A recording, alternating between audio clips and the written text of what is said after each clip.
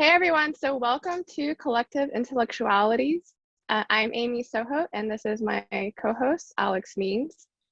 Welcome everybody to this episode, and today we're excited to have on Peter Hershock, and he is the director of the Asian Studies Development Program and Education Specialist at the East-West Center in Honolulu, Hawaii. Recently, he helped launch the center's initiative on humane artificial intelligence with a focus on the societal impacts and ethical issues raised by emerging technologies. Trained in Asian and comparative philosophy, his research and writing draw on Buddhist conceptual resources to reflect on and address contemporary issues of global concern. He's authored or edited more than a dozen books, including a new book that we will be discussing today called Buddhism and Intelligent Technology, Toward a More Humane Future. So welcome, Peter. We're excited to have this conversation with you today. Thanks, Alex. Very, very happy to be able to join you and Amy for the conversation. Excellent. So we want to begin, and today we're largely going to talk about your book, Buddhism and Intelligent Technology. And so we wanted to begin with a couple of really key overarching concepts in the book to sort of orient listeners and viewers. And the book addresses what you call the intelligence revolution, and this centrally includes the evolution of AI. And it also, an important aspect of the intelligence revolution is a distinction that you make between technological and ethical singularity. So could you begin by discussing what you mean by the intelligence revolution, and then expand upon the challenges posed by these two distinctive forms of singularity? Thanks. Yeah, on the intelligence revolution, a lot of people have been talking about the impacts of artificial intelligence, the new machine learning, algorithmic stuff that's been going on, big data. They talk about that as a fourth industrial revolution. And I think that there's a lot of merit in that sort of a description, but I think it obscures something really important, and that's that this revolution is as metaphysical as it is industrial. And so I tend to think of it as being something more akin to the Copernican revolution. So as you know, with Copernicus, scientific evidence that they were getting, empirical evidence, was suggesting that, hey, guess what? Maybe the Earth is not at the center of the cosmos. And that caused a kind of a scientific revolution that reoriented humanity with respect to the physical universe. But when people actually started thinking that through, then they had to realize that, well, if the Earth isn't the center of the cosmos physically, then all these stories that we've been having about that location that come from our religious traditions and our philosophical traditions and the kinds of assumptions embedded in them, maybe all those are up for grabs as well, and we need to start questioning those. So it really triggered off the kind of modern mindset of really questioning humanity's place in the cosmos, and something that was further continued with the Darwinian revolution. So I'm thinking about the intelligence revolution as being something akin to that. There's an industrial component to it, but more importantly, there's a real philosophical, ethical dimension to it, a metaphysical dimension, that it's really forcing us to grasp what do we really mean by intelligence. We're talking about artificial intelligence. What's humanity's place in the cosmos if there are other intelligent and potentially conscious, machine conscious beings? Where does that situate us, and what are the ethical implications of that? So that was sort of where the intelligence revolution part of it came from. But with respect to the sort of bigger background questions, I think what I was really most concerned with was the way in which so many people, when they talk about intelligent technology and how that's transforming the world, they tend to talk only about the tools. That is, about the specific things we're using, like this computer that we're interfacing through, the digital infrastructure, the World Wide Web, and the fiber optic and satellite systems that are part of that. And yet that obscures a really important distinction between tools and technologies. And it makes it really hard to get at the particular risks of intelligent technology. Tools are physically localizable entities, and you can choose to use them or not use them. And as I define them, technologies are relational systems, systems of both conceptual and practical practices that we engage in. So to the extent that technologies are more like environments, we participate in technologies, we don't build them, we don't construct them. They're non-localizable. And so what we're seeing with intelligent technology is an entirely new kind of relationship between humans, technology, and the world. Whereas previously, technology just sort of scaled up human intentions and values. That's what the the first three industrial revolutions were doing. But with the fourth industrial revolution, we now have technologies that can rewrite their own code. They're able of learning and doing better what they're designed to do. And to that extent, they're now participants in reshaping the human technology world environment. And the ethical consequences of that are really unprecedented.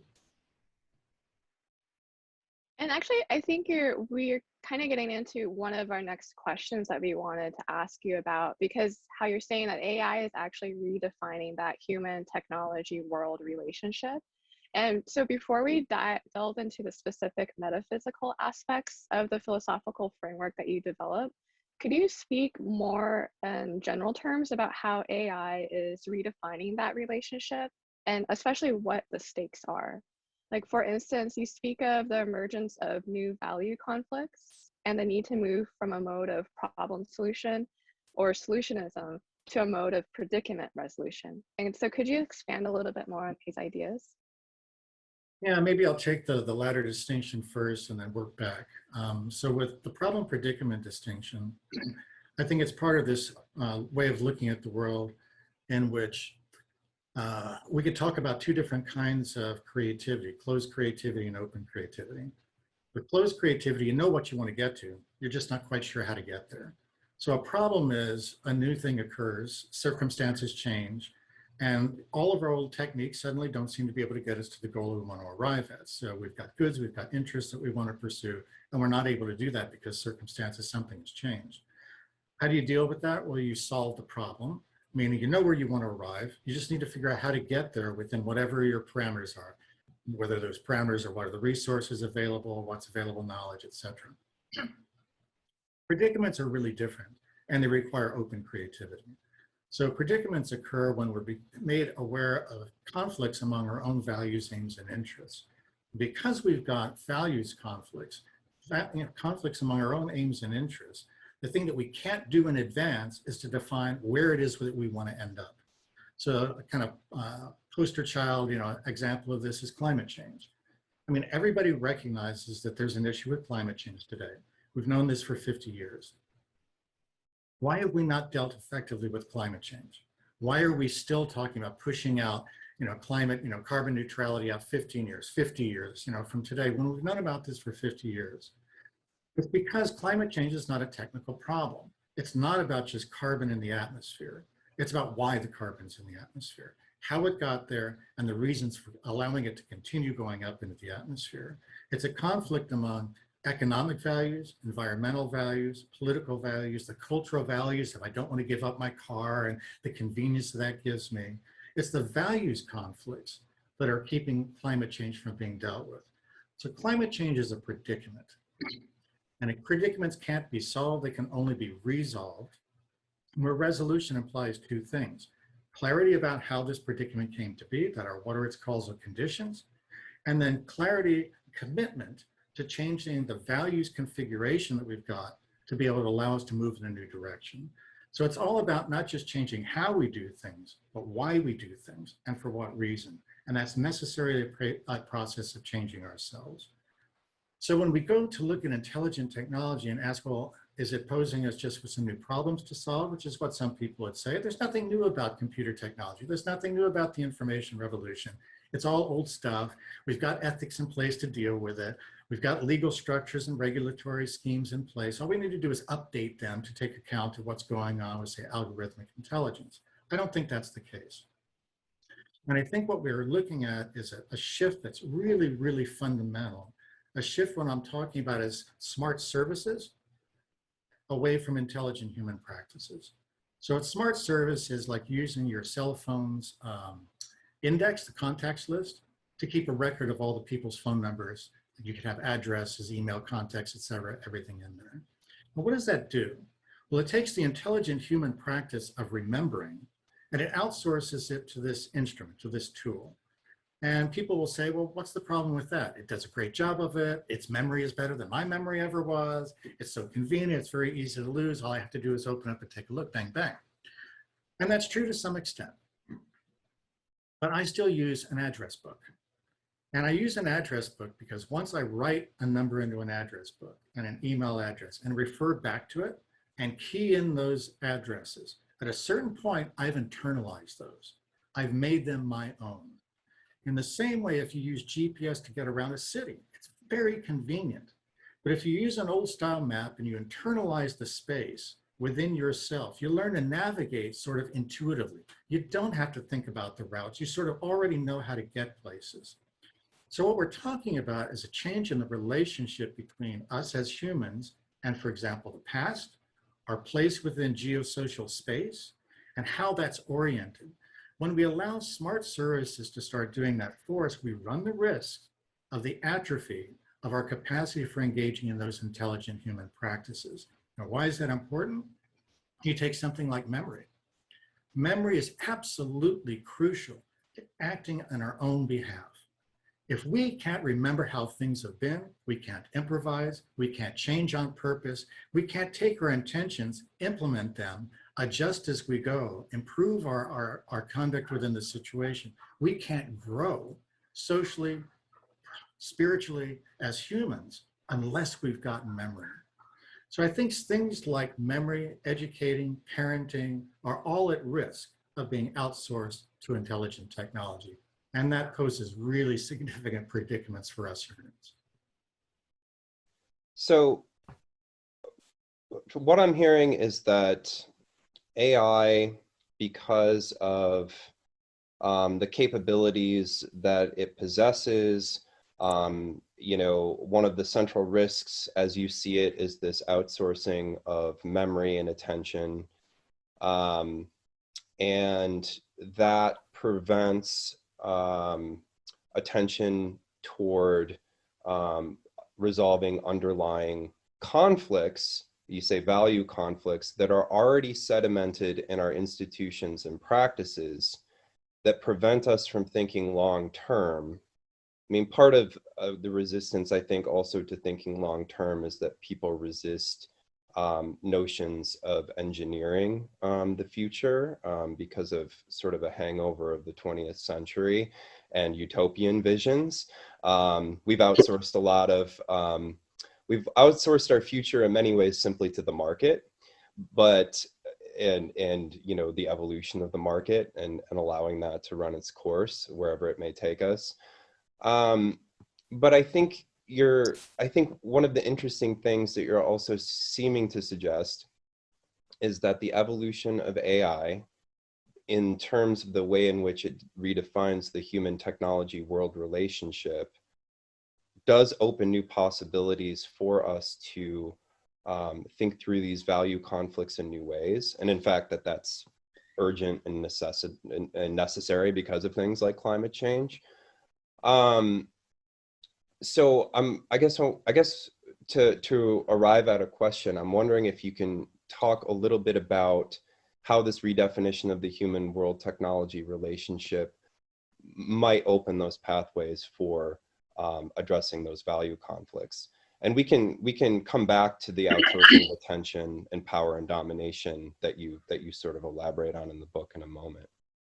Yeah, I mean, I think that I'm certainly not about suggesting that we should start engineering better futures for ourselves. To me, that would be problem solution. So that goes back to the solutionism that Amy mentioned. And while there's a place for solutionism, the place that it belongs is places where there really are no ultimate values conflicts, where we know that there's value conflicts, whether it has to do with gender relations, where it has to do with economic relations, where it has to do with, you know, global geopolitics. We know that there are conflicts of interest there. We know that there's our values conflicts at play. So solutionism in those contexts is particularly dangerous because what it does is it short circuits our consideration of what are the wider ramifications of things. So I think for me, a crucial part of this recognition that as this relationship between humans, technology, and world transforms with intelligent technology, that's technology that is innovative. It's not improvisational yet. It is innovative, however. It can come up with the solutions that we would not dream of. And we can talk about some examples of things like that. But it's taking up our values, our interests, and our values conflicts and scaling those up. And this is where, I mean, inextricably it's caught up with the geopolitical power struggles, with corporate power struggles and all the rest of that. But it takes place at the very crucial level of the personal. It is what I refer to as a colonization of consciousness. I mean, we might need to rethink what we mean by consciousness as part of this project.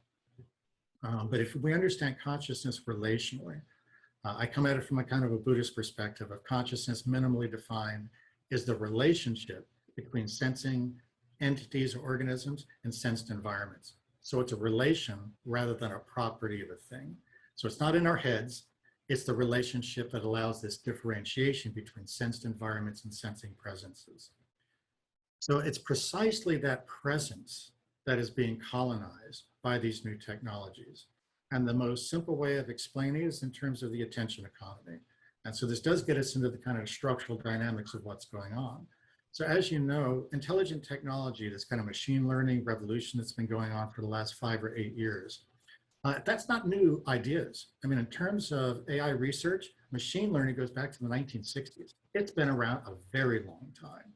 The reason why it was not successful in being able to be deployed for commercial purposes or purposes, state surveillance and so on, or for disinformation campaigns, is because number one, you didn't have computers that were fast enough with enough memory to be able to deal with the data sets that were required, and you didn't have the data. Where did the data come from that allowed this revolution in the last 8 years, the last decade or so, say? It came from us.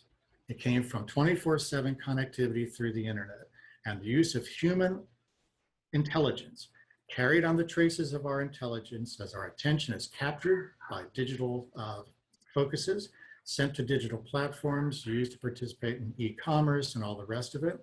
The human intelligence, our decision-making, our values, our desires, our fears, everything that we express on social media, in our shopping conduct, in the kinds of news that we read and that we share with one another, all of that became grist for this brand new artificially intelligent mill, which is taking all of that data and processing it again and again in terms of certain questions, the primary ones of which are, how do we capture people's attention? How do we hold that attention? How do we exploit that attention? Now, why does this matter when what these systems are delivering to us is increased freedom of choice in terms of information, in terms of entertainment, in terms of social connection? It's giving, giving, giving, and for free. What's wrong with that? Well, the problem is that we cannot do anything on our own behalf or behalfs of our families, our communities, whether local, state level, national level. We can't do anything consistent and helpful on behalf of ourselves or others if we don't have one thing, our attention. Freedom of attention really should be our most basic human right. Freedom of expression is great, but if you don't have freedom of attention, you can't even formulate the kinds of critical responses to the world around you that freedom of speech is supposed to allow you to do. Freedom of attention is the most basic human right, because without freedom of attention, there's no freedom of intention. And without freedom of intention, talk about freedom becomes absolutely inconceivable.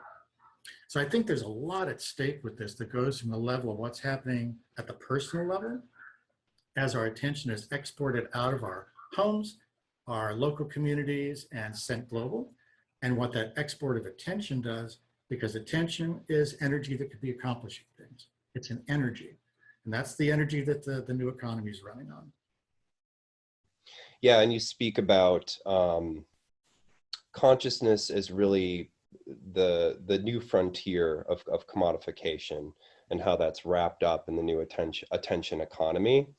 And I think that this is, and you mentioned Buddhism, that you draw on Buddhist philosophical frameworks. And that's really crucial, I think, for people who haven't read the book yet, in order for them to understand the mobilization and the centrality of attention and presence in the project and in your work, to think a bit about the Buddhist tradition and how you're using it. So for some it might be a little strange to think about how this ancient spiritual practice can be relevant to, a hypermodern technology like AI. But I think that you're able to make a case for how Buddhist principles provide insights not only for how we design AI, but for how we might transform our cultural and ethical orientations in ways that enable humanity to co-evolve with AI in a humane way. So we'd like for you to begin to elaborate on the metaphysics of Buddhism. And specifically, how does Buddhism conceptualize the nature of objective reality? And how does Buddhism avoid materialist and idealist reductionism that's common to Western philosophical frameworks? And why is this important to your project? All right, well, let me maybe begin with a disclaimer. And the disclaimer is that while I approach things from the perspective of Buddhist thought and practice, and have some reasons for that I'll discuss in a moment, I think that the general insight is that Buddhism is a tradition that for 2,500 years has insisted that everything arises interdependently. So this is something that with contemporary ecological thinking, we've sort of become familiar with, but we still tend to labor under the idea that interdependence is the interdependence between two initially independently existing things that develop this kind of contingent relationship, interdependence, that might break down and you revert to independence. So that's like the language of what people are talking about with the interdependence of, say, national economies, and then wanting protectionism, so we kind of back away from some of that. And I think that's a really deficient understanding of interdependence. Doesn't get us as far as we need to go critically. But I think that you could turn to other traditions, traditions of indigenous knowledge, traditional ecological knowledge. You could look at African Ubuntu. You could look at lots of other traditions around the world that also take interdependence and relationality as being ontologically basic and start working out from them. But I think Buddhism does differently in seeing that relationality is more basic than things related. That's the basic metaphysical move. Is to say at the same time, the cosmos that we live in is karmically configured. And what that means is that consistently held patterns of values, intentions, and actions will always result in consonant patterns of outcome and opportunity. That is, the patterns of values, intentions, and actions that have been playing out over however much time we want to talk about, that configures the opportunities relationally and the outcomes of the relational dynamics that we're currently enmeshed in. So what Buddhism suggests that we need to do is to not just look at matters of physical interdependence, the kind of materialist interdependence that, say, conservation biologists are looking at in ecosystems and saying, well, it's about energy exchanges and about this kind of phenomenon and so on. And it's to back away from that and say, but look, this is actually more part of a general phenomenon. We live in a cosmos that is thoroughly based on meaning generation. And the recent stuff that I've been doing, kind of working on a book on consciousness now, I think we can push this all the way back to Big Bang. I think that intent can get pushed all the way back, and that consciousness can get pushed all the way back if we have an understanding of consciousness that's fully relational. But in terms of how it kind of connects to our present concerns, for me, what Buddhism gives us is this tool for being able to look at how values and intentions and the actions informed by them have causal implications for the world that we live in that are not reducible simply to our efforts that are mechanically defined. But it's not just that when we have, for example, the intent of doing harm to another and we develop something to be able to allow us to do that at a distance, call it a gun. That the gun is something that we can use to harm others at a distance. So I have an intention to harm, whether it's for hunting or for warfare purposes, I create this tool. Buddhism says, okay, but what are the values involved in that? The values are harming at a distance with minimum vulnerability. Okay. If you start scaling that up, then you end up with weapons technology. Now, if technologies are these relational systems that we're a part of, well, on the one hand, I can say, as a human being, I'm never going to own a gun. I've never owned a gun. I've never shot a gun. I will refuse to do so. However, I am still enmeshed within an environment that is configured significantly in terms of the values undergirding weapons technology. It's part of the decision-making processes that are going on in urban ghettos, that are going on in rural America, where people are having shootouts about politics, where it's scaled up to geopolitical stuff that we're seeing, whether it's on the worldwide scheme with what we're just pulling out of Iraq after so many years. Weapons technology changes decision-making environments in consistent ways, consonant with those values that are built into it.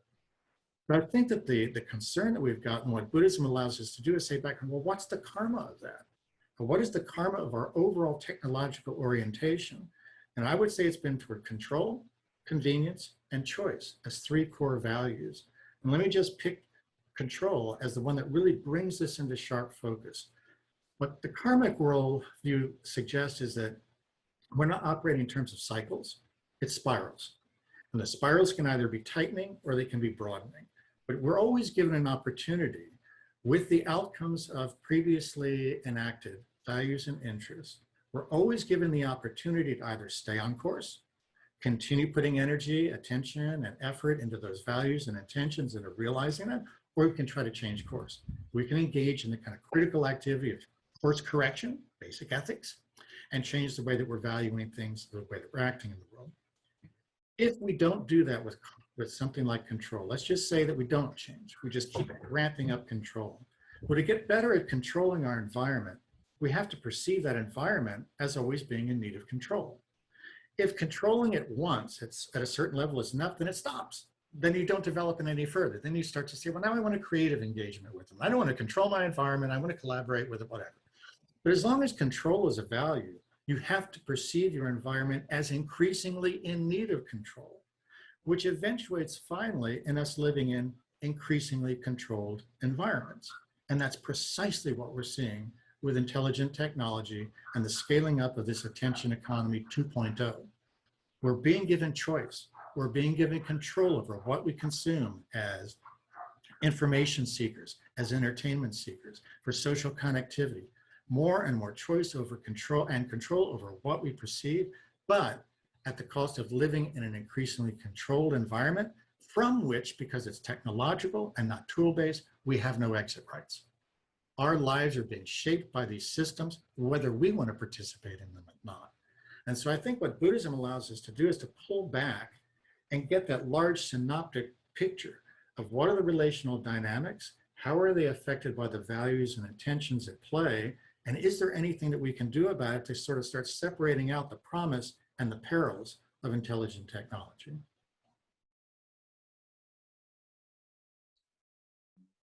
Actually, yeah, and you mentioned in your response, and I think this is something that's a big part of your book too, is about the idea of karmic ethics. And one of the things that a crucial refrain throughout the book is, who do we need to be present as in order to respond to the predicament of AI? And you mentioned the karmic ethics, but can you maybe speak more to it as a guide to liberating these patterns of attention? And so what are the characteristics or principles of liberating these patterns of attention, and how do they embody karmic ethics? Well, one thing I should say as a preface, having been trained in Asian and comparative philosophy and having studied the Buddhist tradition from its origins in India through the present, there's not one Buddhist view of anything. Okay, so Buddhism is a multifaceted set of traditions. It's not just one tradition. So what I'm saying about karma is certainly my interpretation based on my study, the kind of practices that I've been engaged in. But I think that what's distinctive about a karmic ethics is that it's not principles-based, and it's not based on a simple matter of allowing everything goes kind of relativism. So basic Buddhist ethics is, how do we conduct ourselves as persons in community with others? Because we always find ourselves as persons in community with others. None of us are born in a blank slate world.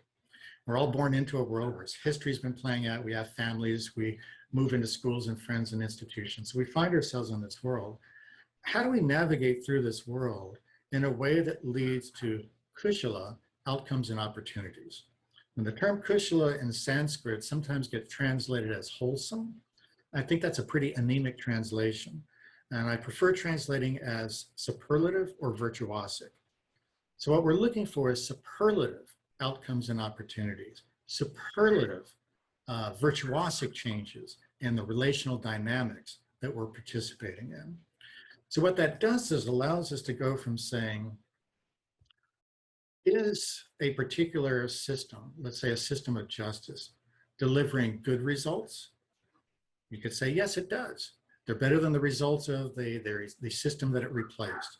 There's the capitalist system proving to be a good system in terms of generally increasing incomes, generally increasing economic productivity. Yes, it's very good at that.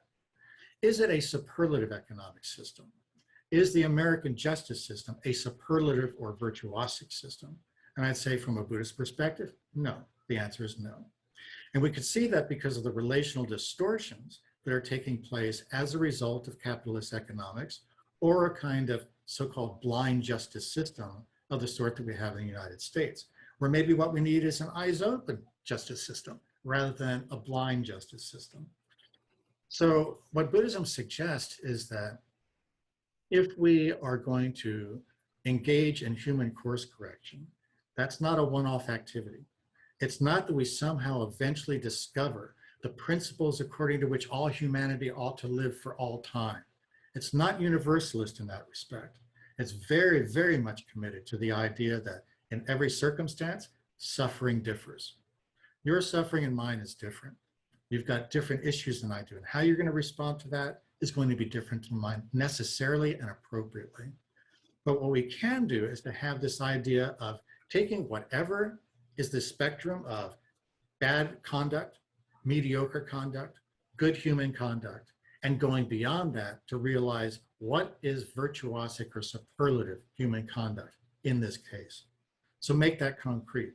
We've got an idea about equity and gender equity in the United States. Been all in the news for the last 5 years, very powerfully so. Issues about Black Lives Matter, also about equity. And the argument has been, well, in terms of equality of opportunity, we've been doing all that we need to do.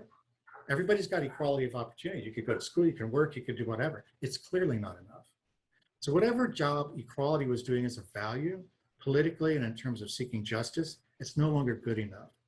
So equity is a way from a Buddhist perspective of saying, what we're talking about is not non-exclusion and achieving the conditions of non-exclusion, which can be mandated and legally put in place. You can achieve that once and for all. Buddhist ethics says what we're really talking about is increasing gender equity, where equity is understood as quality of inclusion. It's realizing institutions of relational dynamics where everybody involved not just differs from, but differs for others in ways that others appreciate, therefore leading to increasing quality of inclusion. And that's an open-ended phenomenon. You never get to the end of that. So part of what Buddhism is asking us to do is to get rid of this idea that there's a solution. Get rid of the idea that there's an end that we're trying to arrive at. Get rid of the idea of paradise. We're not going to get there. What we can do is realize increasingly paradisical, superlative, virtuosic environments. And I see a guitar hanging up behind Alex. Musical virtuosity is an ongoing horizon-pushing activity. It's relative to a particular community at a particular time. What it means to be a guitar virtuoso is different now after Hendrix and after George Benson and after Andre Segovia. Take your pick for guitar heroes, and yet it continues onward. There's no end to how virtuosic one can be in terms of musicianship. And in ethics, we need the same thing. An idea of ethics as being virtuoso ethicists. And that's why I say this really requires us to be present in an entirely different way than we normally are, because usually what we want an answer to our question. We want to know what the good life is. We want to know what to do, simple, black, white, good, bad, good, evil, sort the world out, parcel it all out, and let's live a happy life as a result of that. And Buddhism says it doesn't ever work like that. It's this constant effort to continually to realize more virtuosic patterns of relationality. Buddhism, as you define it, is a relational metaphysics of mutual implication and interdependence that transforms one relation to self and the world. So how does such a metaphysics help us conceive of the nature of AI in relation to humanity and also the nature of consciousness itself, both AI and human? Well, the simple answer to that question is we really shouldn't be talking about artificial intelligence as if machine intelligence was something that had nothing to do with us human beings. In fact, we should really be talking about synthetic intelligences. And to the extent that what we're doing with machines is we're going from machines that could do simple things like arithmetic for us, perform calculations for us, to now machines that can actually think creatively in a closed creative manner in terms of being able to innovate to give us solutions to problems that we human beings have that we couldn't come up with on our own. They're doing that on the basis of taking human intelligence, reading out from human intelligence to our data, using that data then to recognize patterns and to develop new sets of practices to address the problems that we've got. So actually, we're already an interdependent relationship with these machine intelligences. Hence, we should really be talking about synthetic intelligence. Human technology world relationships are always relationships through which we remake our worlds. We change our environments. We build new kinds of domiciles, from small tent-like huts to skyscrapers. We change things depending on our technologies. But our technologies also inform who we are. If consciousness is relational, you cannot change how you live domestically without changing your domestic consciousness. You can't change where you live without changing how you live. What Buddhism says in taking this idea of interdependence really, really seriously and embedding that in a critique of technology, not just of tools, but of technologies, it gets us to start questioning some really basic moves that we're making in terms of how we're synthesizing human and machine intelligences. So by analogy, think of what, say, elevators did to human life. Elevators are really simple transportation technology. They just lift people up in a building, right? Up and down. It's really simple, straightforward. What elevators made possible, though, is going beyond buildings that were maybe 4 or 5 stories tall comfortably, just to buildings that were 40, 50, 100 stories tall, right? What did that do? Well, that changed the dynamics of urban landscapes. Suddenly, you could have thousands of people living where just a few dozen used to live. If you got thousands of people living there, where do they get their food? They're not getting it from neighborhood little shops. They have to get it from really big stores. How do they get there? Well, they have to have mass transportation. How do they, you get all these concatenative effects from a tool, a very simple tool, like an elevator. Did anybody who was inventing elevators in the 19th century, the people who were first using and putting them into buildings, they didn't think about how it's going to change their cities. They were just thinking for the elderly, for the small, for people carrying packages to get up in the building. It allows you to have an office building where you can get, supplies up and down readily. You could put factories on the 5th floor and move stuff right down through those. It transformed what you could do in a building. That's all they were thinking. They weren't thinking it's going to change the character of urban life completely. We now know, looking back, how dramatic that change was, how it created conditions for entirely new ways of living in cities. It got rid of, in many places, the neighborhood, of neighborliness as a phenomenon of living together. So what we're worried about with intelligent technology and the synthesis of machine and human intelligence is, what are we going to have in terms of transformations of things as basic as remembering, parenting, teaching and learning, securing ourselves, whether our homes, whether our nations, etc., in terms of health and healing. These are basic human practices, intelligent human practices that we've been doing without the aid of synthesizing our human intelligence with computational algorithmic intelligences. As we do that, do we know where the changes are going to go? Do we know any better than the people who were putting elevators into buildings 150 years ago knew what they were setting in motion? We do not. What Buddhism says, though, is if you look at the values that are embedded, you can have premonitions of where things are headed. You might not be able to predict things accurately, but you can see the broad sweep as I played on that karmic cycle of control. You could see the broad sweep of where we're heading. And that's really why we need to be concerned. Because what we're potentially trading off is not just using smart systems to supplement our human abilities. That's great, that's wonderful, you know? But what if they start to supplant our capacities for engaging in intelligent human practices? And the most basic of these is the capacity to pay sustained attention.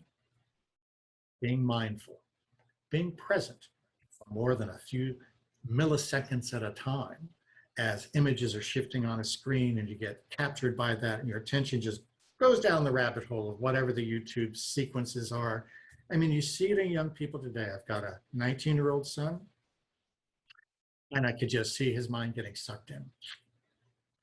And can he pay attention? Well, he's my son, so I taught him how to meditate. I know that he can sit on a cushion for 15 minutes and not move. That's amazing for an 18, 19-year-old. But what's going on inside? Is he actually focused? Is he actually in that open space of clear, present engagement?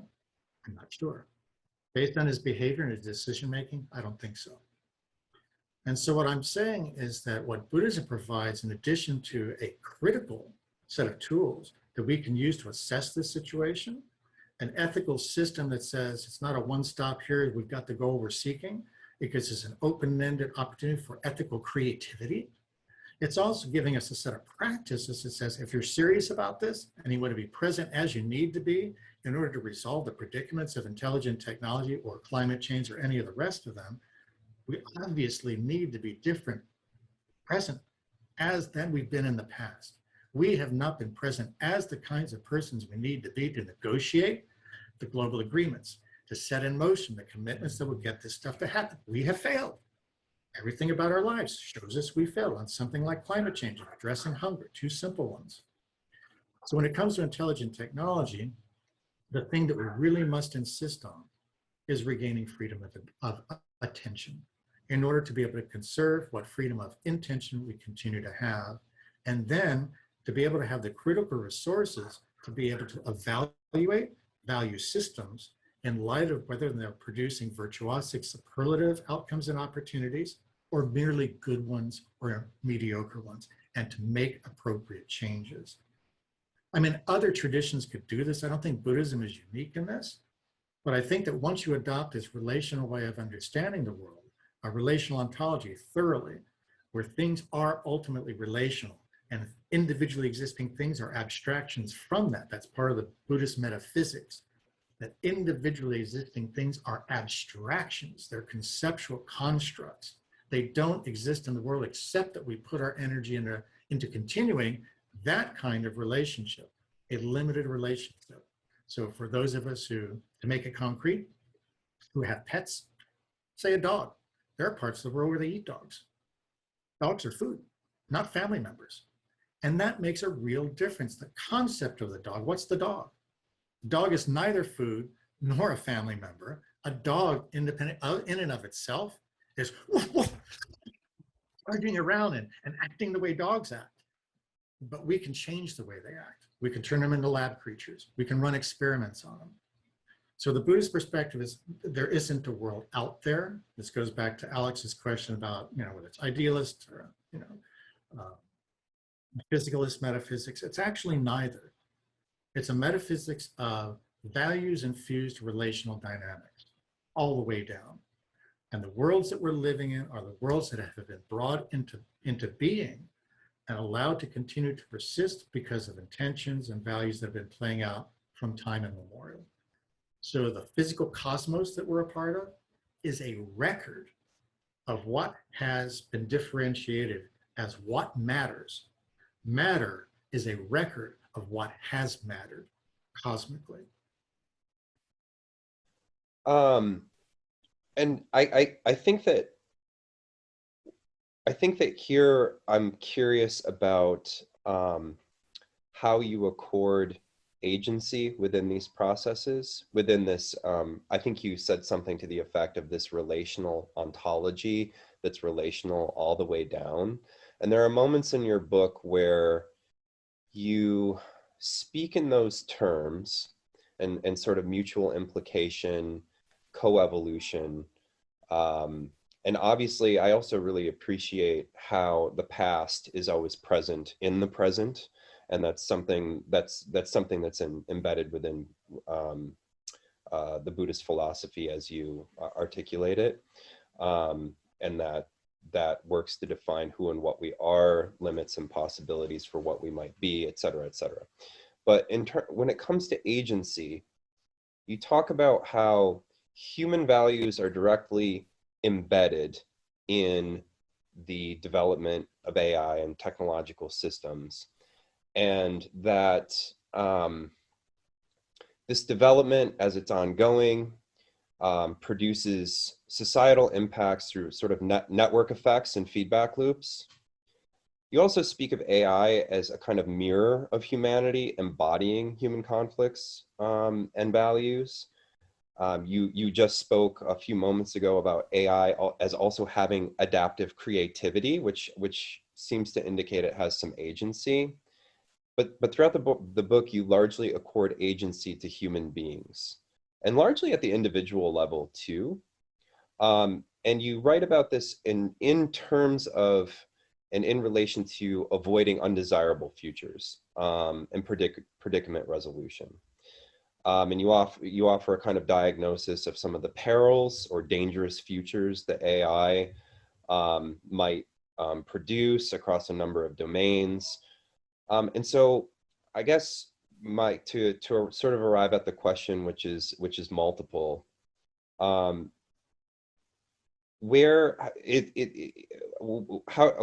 could you discuss how these undesirable futures for AI embody these relational aspects of AI and humanity, and how you understand agency in this process?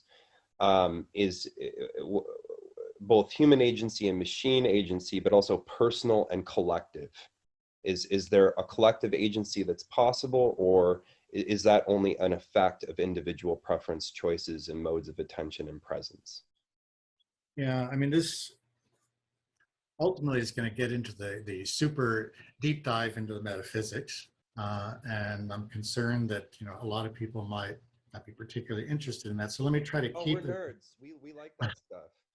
But let me try to keep it a way that's not maybe as specifically about Buddhist metaphysics, and try to translate it into terms that I think are more generally useful. If you take relationality seriously as what's ontologically basic, then agents and things acted upon are the results of abstracting from agentive relations and identifying within those relations a pole that you can refer to as the agent, and the other pole, the acted upon. So from a Buddhist perspective, subjects and objects, self and other, all of these need to be ultimately understood in terms of non-duality. But at the level that we're engaging the world, we're engaging the world as subjects with the world that's objectively out there, that resists some of my intentions and goes along with other of my intentions. So that's clearly our experience. And when Buddhists are sort of historically, we're thrown back on the question of, well, how do you make this jive? You're saying that there's no agents, but I'm experiencing myself as an agent. You say there's no ultimate subject-object distinction, that the world is karmically configured and therefore always ultimately responsive to shifts in values and intentions and actions like the ones I'm engaged in, but I'm seeing the world resisting. How does all this play out exactly? Give me a little bit more insight. And so what the response was is, well, yes, at a certain level, consciousness is relational all the way down. Consciousness simply is the differentiation of matter and what matters, of sensed and sensing presences. That's what consciousness is. Everything that has been happening in the cosmos is transformations of consciousness in terms of qualities of consciousness, extensive consciousness, the horizons, etc. So different patterns of differentiation playing out, giving us different forms of consciousness. At some point in that evolutionary dynamics, self-consciousness came about. And Buddhists are really precise about what they mean by self-consciousness, and that is consciousness as being the recipient of experiences. And if you do meditative discipline long enough, you start to realize that what they're talking about is the fact that, we normally think of ourselves as the thinker of our thoughts and the haver of our emotions. But when you start to observe meditatively what's going on, the thoughts appear. You don't make them happen. You're the one sitting there quietly meditating and a thought pops up. And if you get really good at meditating, you can see what the conditions that led to that were. A certain thing happened during the day. The resonances between the thing that happened during the day and memories of past events from long ago work together to create the conditions of this interference pattern, like a diffraction pattern. And your thought was like this diffraction pattern that came up because these relational dynamics were playing out presently and other relational dynamics were playing out long ago, and a thought pops up. Now, what the self does is it gets attached to that thought and it starts to amplify. It says, oh, that's a really interesting diffraction pattern, like when waves intersect in a pool or in the ocean. And they start saying, yeah, that's a really interesting pattern. Maybe I can amplify that. Maybe let me dig into that a little bit more, put some energy into it. And then starting to have the experience of this diffraction pattern as something different from me, the agent. And so is that a good thing or is it a bad thing? Well, it's a good thing in the sense that it allows us to projectively think forward to a future and what we might want as a future. The bad thing is it's all imaginary. It disengages us from the actual events taking place around us. And there's always a danger in that. So that kind of thinking leaves us open to really significant vulnerabilities. So the basic Buddhist teaching is, look, that kind of thinking is part of what we do as humans. There's nothing really wrong with it, but it's not superlative. If you really want to engage in your situation in a way that allows you to relate virtuosically with the changing dynamics that you're a part of, you better be wholly present, not wrapped up in following out these diffraction patterns from all the stuff that happened in the past. So ultimately, Buddhism would say what we're trying to do is to develop with intelligent technology new qualities of agency in which we as human agents and algorithmic systems as machine agents are in interdependent collaborative relationship with the purpose, the intent of realizing more superlative economic relations, political relations, social relations, environmental relations, relations of artistic, aesthetic relations, etc. Multiply the kinds of relations to add an infinity. What we're trying to do is to figure out ways that we can collaborate, synthesize what carbon-based intelligences are good at and what presently silicon-based intelligences are good at, and to see how the merger of those could be really humane. And so the question of the book is, what do we mean by humane? What does it mean to be humane? It's not just being human. So these ethical systems, the ethical standards and guidelines that are being developed in AI circles at the corporate level, state level, they all talk about AI aligned with human values. And I'm like, sorry, human values give us domestic violence today. They give us international warfare. They give us economic inequality so bad that in 2019, the eight richest people in the world had more wealth than the 3.5 poorest billion people.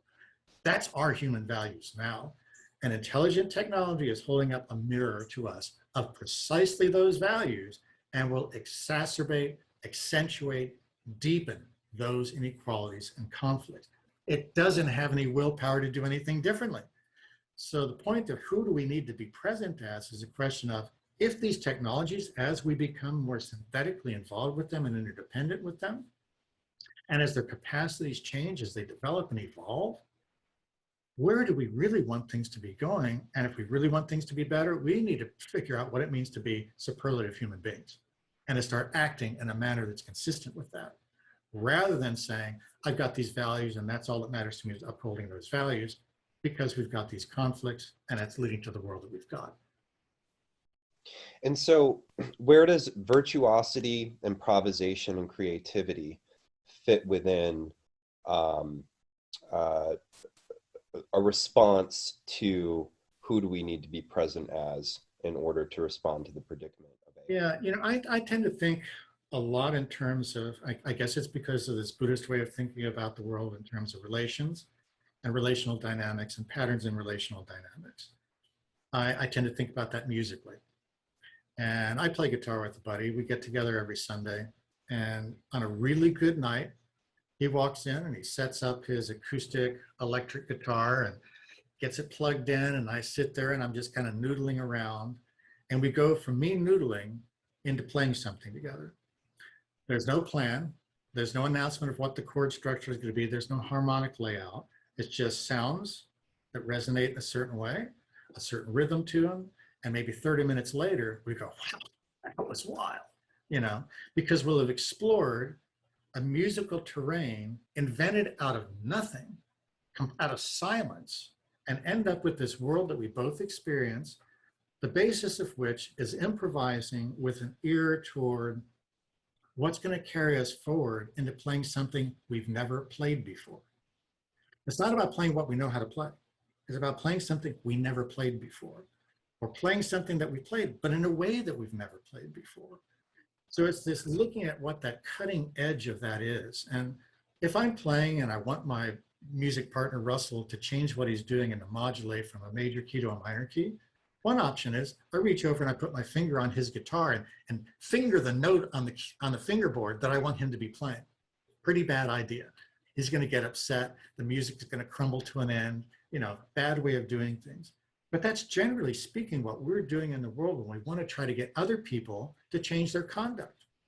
You know, what we're trying to do is we're trying to get people to do things differently. Here's the right way to do things. This is the way we ought to be doing it. And then we tell them and expect them to live up to that. It's not going to happen. It's more like musical improvisation. What can I offer to my listening partner, my guitar improvising partner, as a hook, a line, a something, a note that's different enough that gets him to rethink what he's doing, to respond in a new way, other than the way that he would otherwise be inclined, not because I told him what to do, but because he saw an opportunity to do something new. So what we're trying to do is to figure out, can these technologies be used in such a way that they can trigger off in us humans new ways of responding to the challenges that we face, so that we can actually improvise some resolutions to the predicaments that we're confronting. And we can't do that if we know already where we're going to end up. It's like playing music improvisation. You don't play to get done. You don't have an idea what you're going to end up with. It's open-ended creative exploration. But once you've done something that's really like magical, if it's a good night, you remember enough of it to be able to play the thing again, to be able to try to, in a sense, institutionalize it. So we can take these enlightening encounters that we have with one another when we're grappling with what's the ethical thing to do here? What's the virtuosic thing to do here? And to remember enough of that when we go back into our normal settings, to take that and to incorporate elements of that in making changes to the institutions, to the relational dynamics that we're part of. And that's the way in which this change is going to take place. It's not going to happen by getting a blueprint and designing it all out in advance and saying, this is the world we want to realize and let's get there. So David Harvey, I think, was entirely correct when he said, we absolutely need utopian thinking. The most disastrous thing humanity has ever done is to try to take utopian thinking and put it into actual practice. It operates at a different register. The thinking's good. Putting it into practice has always proved disastrous because it's a blueprint. And I really like how you develop this idea of ethical virtuosity and how you situate in the book virtuosity, especially with the guitar, the music example. It's relational, and it's like continual striving for excellence as an exceeding horizon. So specifically for ethical virtuosity, the virtuosity is not the practice of the striving, but rather the event of its achievement. And you comment in the book, if intelligence is adaptive conduct, realizing ethical virtuosity as an achievement of the practice of ethical intelligence means engaging in conduct that exemplifies superlative capacities for and commitments to differing responsibly and responsibly, both from and for others, where it really puts you within the world and within others. And so we're actually really curious, and Alex and I have been talking about this before, to hear more about how this can speak to the challenges of intelligent technologies, particularly in terms of ethical virtuosity. And one of the questions that kind of came up is who or what determines virtuosity? And we think this is especially an important question, particularly, given the rise of authoritarianism identifications and say even like the persistence of racism and xenophobia and so on. And then essentially to this, right, is how do you get people to change? How do you establish the stakes for people to desire and approach ethics in a relational karmic way to contend with the evolution of synthetic intelligences as it being a mirror of humanity and human values, and the predicaments of our present in order to proliferate the modes of virtuosity that you described? Well, obviously a huge question. And I think I would go back to one of the things that in that passage that you read didn't get mentioned in there, but it's mentioned just shortly thereafter, and that's this idea about ethical diversity. And the idea that what I'm suggesting we're in need of is not a new ethics of artificial intelligence or a new ethics of information or any of the other opportunities to have a new species of ethics. What we need is an ethical ecosystem that is a way of understanding ethics as very basically defined, the art of human course correction, of actively using our collective intelligence to evaluate our value systems and to take from different value systems, given the kinds of ethical inclinations that are embedded in those value systems, to find appropriate resonances among those in relation to resolving the particular predicaments that we're facing. So I'm really convinced that no one ethical system is going to suffice to do the work we need.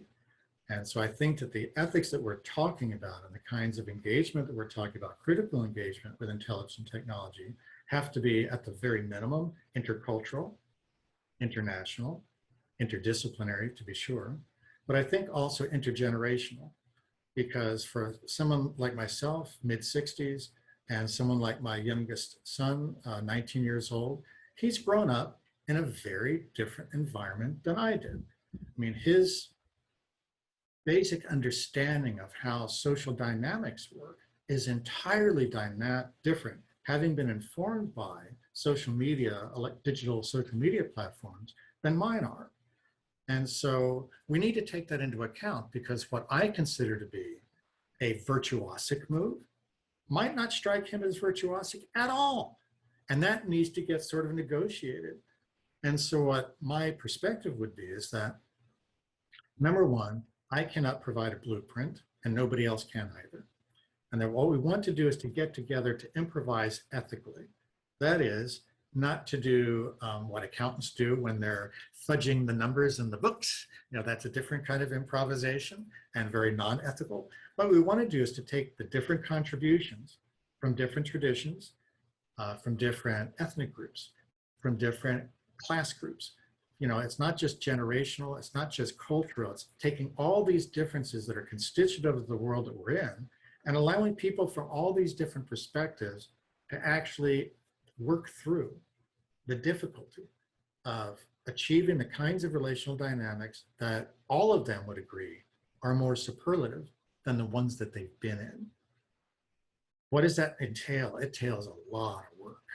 So any of you who are family members and have children know how hard it can be, even in a family where everybody loves everybody and where some of them came out of your body, you would think that this leads to just ultimate allegiance and togetherness, and it doesn't. There's conflicts in families.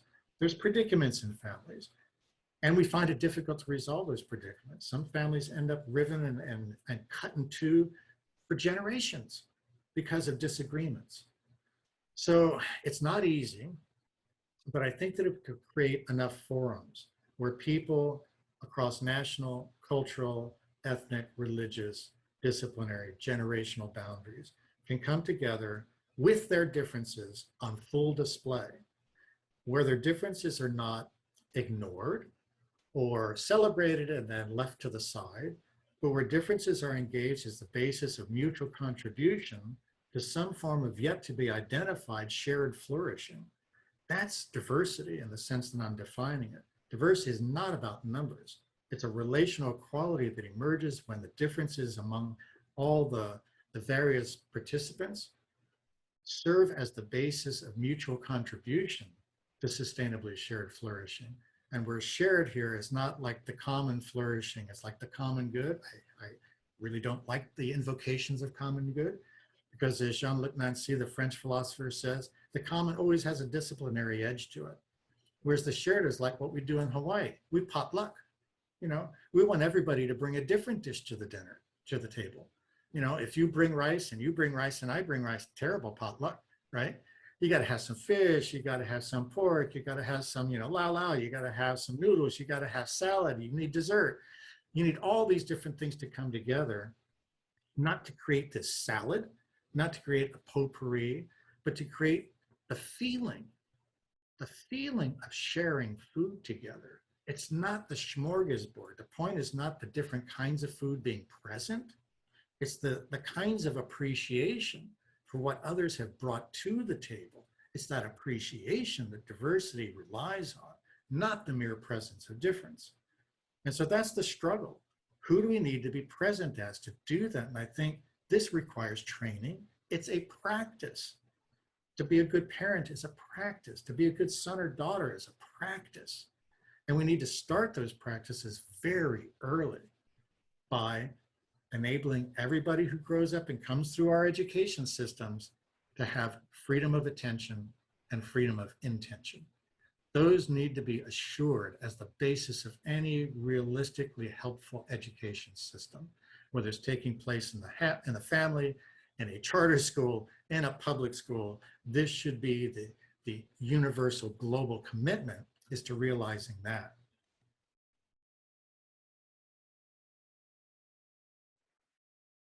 And so actually, I like how you mentioned, you know, working through this and again, coming back to the attention and intention, because alongside this, the virtuosity and also the importance of having that ethical diversity, you develop what you call a middle path as a form of resistance for redirection. And this avoids the pitfalls of what you refer to as digital asceticism, and digital hedonism through practical strategies. And that's what we kind of want to talk about too. You mentioned things like connectivity strikes, the transformation of data production and management on a basis of a relational commons. Could you speak maybe a little bit more about these practical strategies of resistance and also how they embody the conceptualization of presence, virtuosity, and improvisation that you develop?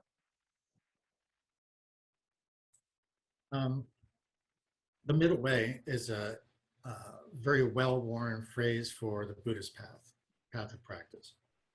And the middle path sort of draws up sort of images of a halfway point or a compromise. And Buddhists are responsible for that to some degree, because when they talked about the middle path, lots of early Buddhist teachers would talk about, you know, finding a way between hedonism and asceticism, something in between those two. But more generally, the middle path is a path that's threefold. It takes three things. And the first is recognizing that on a spectrum of views, whether it's hedonistic views to ascetic views, whether it's between idealist metaphysics and materialist reductionist metaphysics, whether it's between a socialist, you know, system, a capitalist system, on all of these different spectrums of possibilities, the important thing to begin with is to recognize every position has a value. Every position has merit. There is no position that human beings take on any matter that has no value whatsoever. It might have only very limited value. So as a friend of mine, Tom Kosulis, who does Japanese philosophy, Japanese Buddhist philosophy, remarked one time, the basic Japanese Buddhist approach is to say, every view is 100% correct, but only part of the time. And sometimes it might only be 1% of the time. Maybe sometimes it's 80% of the time, but no perspective on the world is true 100% of the time. So the first step, recognize that everybody has something valuable to contribute. The second part of the middle path is resist the universalization of what's good in any one of these different views. So just because it's good at some things doesn't mean it can be universalized and apply to everybody and become the one-size-fits-all solution for all the world's problems. We need to resist that. And what we need to do then is to take that original, very helpful insight that's embedded in the view, to take that and say, how can we redirect that in order to allow it to grow and to integrate with these other views in a productive manner. So that the middle path sort of takes the spectrum of existing views and tries to move orthogonally to that. So if we have these contrasting ways of looking at the world, from the techno-pessimist and the techno-optimist, let's say, that's a spectrum of views on intelligent technology. And what we want to do is to move orthogonally to that. We need to accept they both have merits in their position.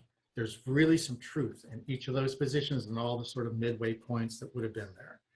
And what Buddhism says is, let's recognize that. Let's resist universalizing any of them and saying it's a one-size-fits-all. We can take it at face value and just scale it up globally, and to redirect. And the question is, how do we redirect? And that's where we go back to the ethical need for the ethical ecosystem. So we need to develop an ethical ecosystem. Well, how do we do that? Well, we don't have one now. We don't.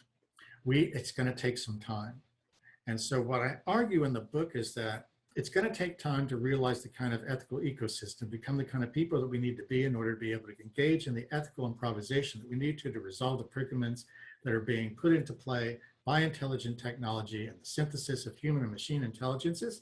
In order to do that, we need to buy some time. How do we buy some time? And so the idea is we need regulation. We need to slow the juggernaut down. We need to put some blocks in the way of things. And while on the one hand, people could say, well, look, I just want to go on a digital fast. I won't do social media for a week. I won't use my cell phone, blah, blah, blah.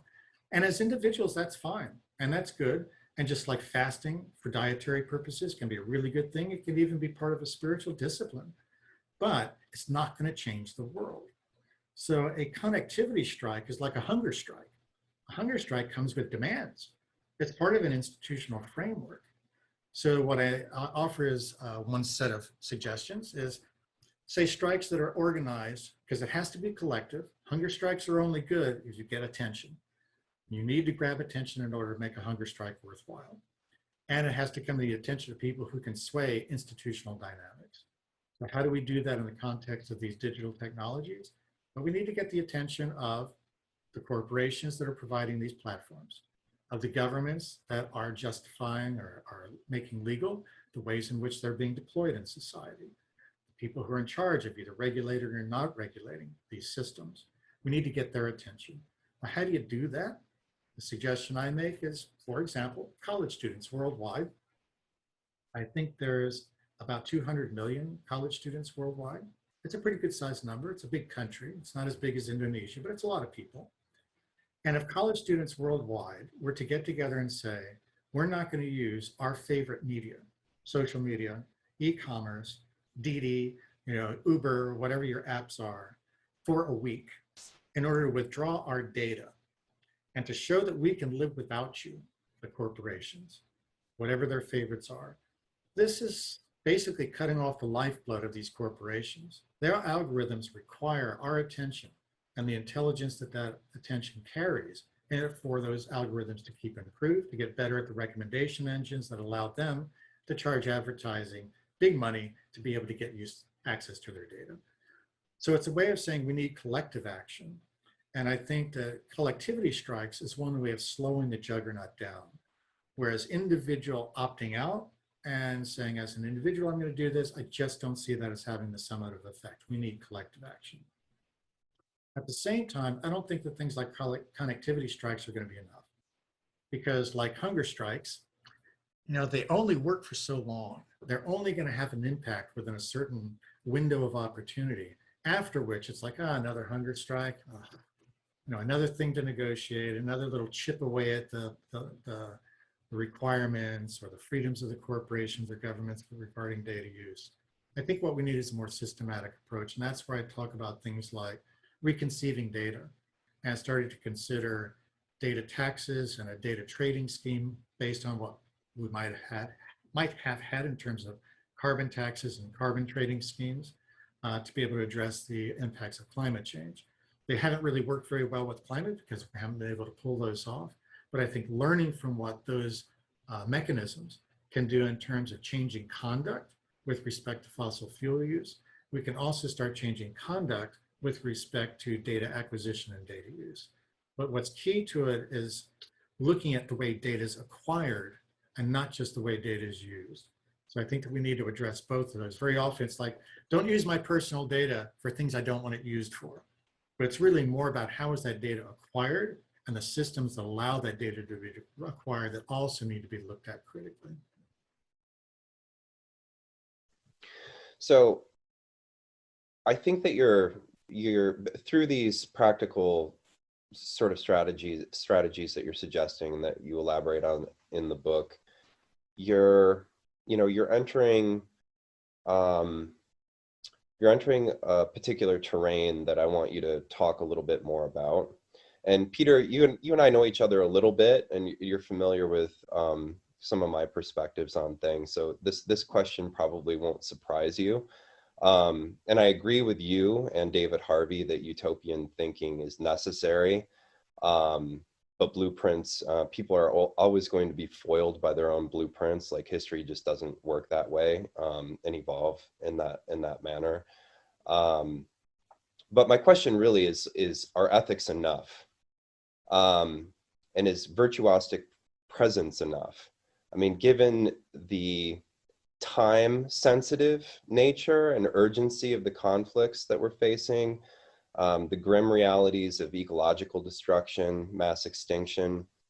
And one question I think a skeptic would ask here is, does this emphasis on ethics and presence, and despite the rich relational framework you develop, does it reduce change to individual psychology? And I know that you're well aware of this because at one point in the book, you talk about mindfulness and about how certain forms of mindfulness, as they're sort of circulating and proliferating today, are really oriented to adapting people to the crisis we're in, as opposed to, looking at the root causes of it. But there does seem to be a category that's missing here, which is the category of the political. And so how would you respond to skepticism? The struggle over AI and the future, writ large, is not simply about values, but important and necessary political confrontations over the distribution of wealth and power, the organization of institutions and systems. And part of that, the time-sensitive nature of the crisis we're facing is that would also entail like intentionality, maybe not blueprints, but real intentionality. And sorry, just to go on just a little bit more, I really appreciated what you had to say about intercultural dialogue and difference. The shared, the sense of shared and mutual implication and interdisciplinary engagements that can begin a process of developing the capacities necessary to proliferate virtuosity. But I still am left with lingering questions about power and the political. So I don't know, how would you address those issues? Well, there's certainly no denying that politics are a huge part of the predicaments that we find ourselves in. And I mean, part of what I argue in the book is that we really are in a period of a new great game.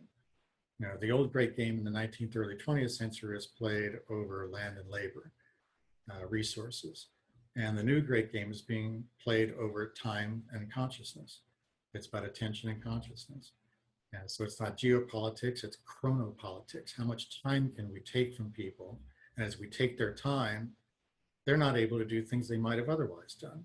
If you're absorbed in watching mass media or surfing the internet for 5 or 6 hours a day, 5 or 6 hours a day that you're not growing vegetables, taking care of the elderly, playing with your kids, which then results in having to pay for elder services, having to pay for babysitters, having to pay for psychologists for your kids because they grew up screwed up, etc. I mean, it's anytime you export attention out of a family, a community, the family and community begins to wither and needs extra attention. It'll need fertilizer, it'll need mechanical, tools to get in and pull the weeds out eventually because they've gotten so thick. If we take our attention out, we're really doing a disservice to us. How long does it take for our human garden to get so overgrown that there's no digging out? I'm not sure.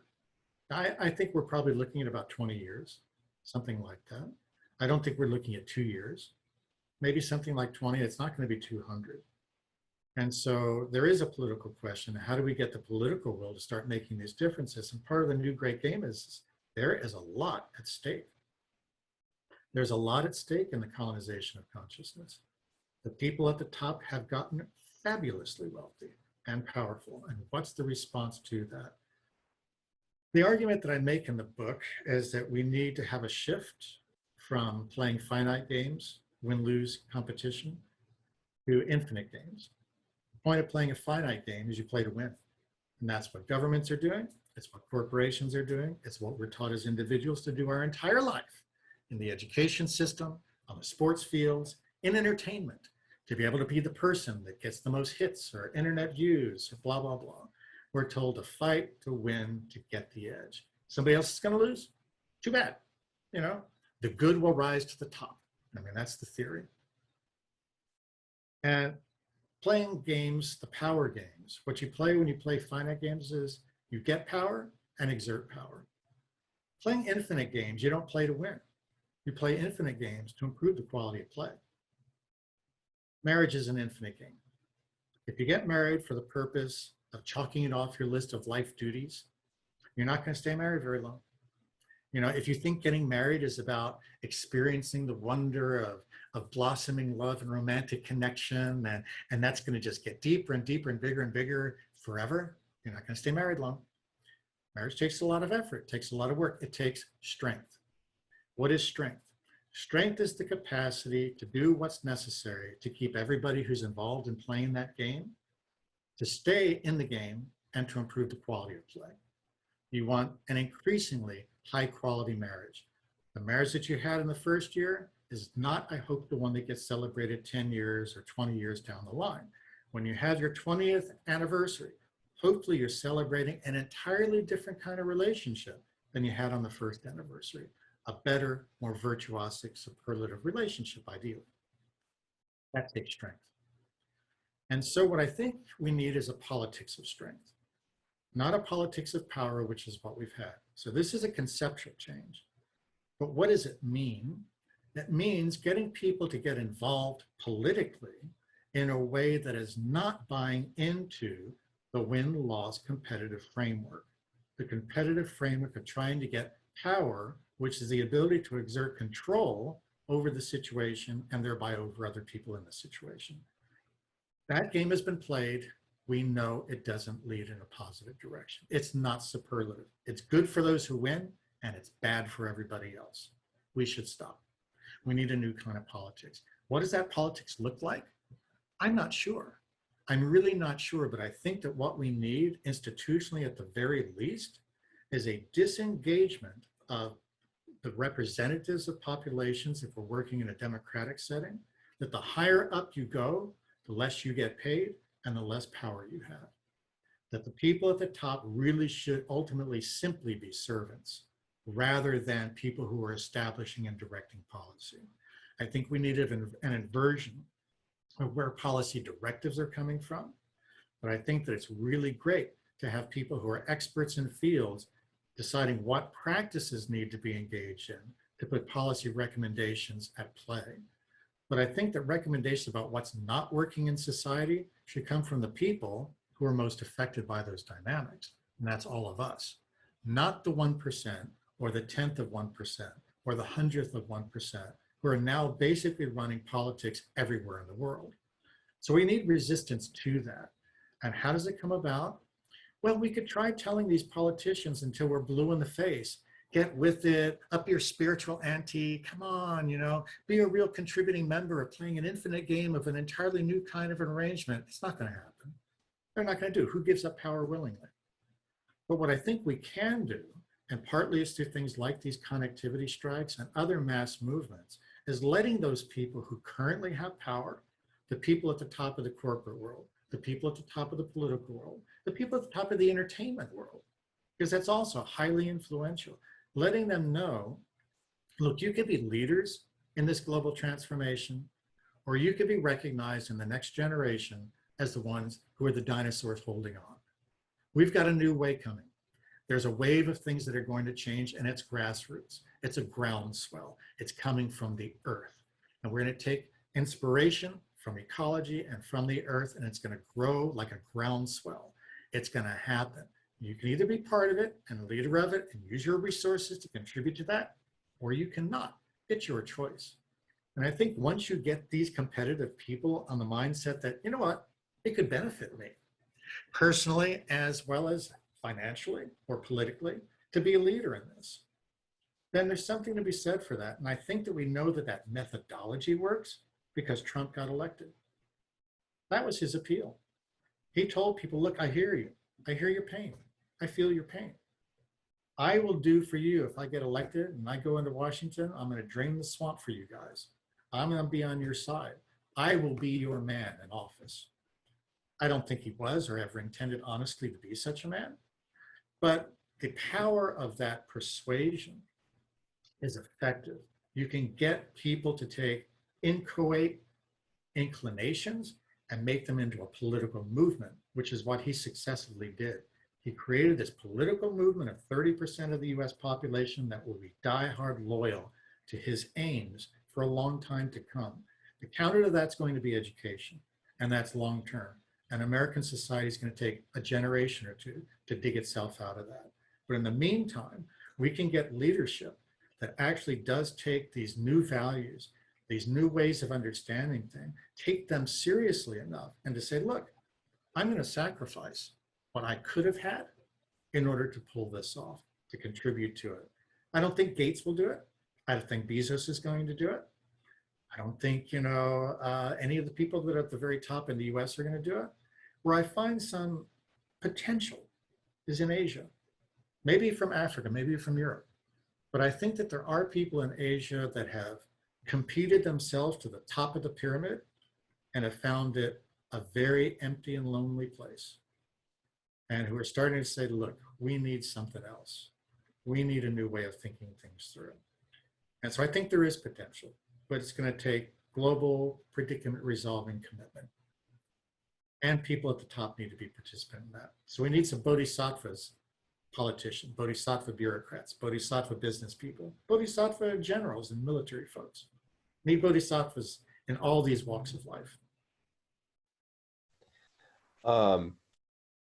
Well, I think that that's a good place to thank you again for this wonderful discussion that we've had, and maybe that's a place where we can pick things up the next time we have you back on. And we definitely want to talk more about education with you in the future too. So yeah, thank you again for joining us today, Peter. That was a wonderful discussion. Well, thanks for inviting me, and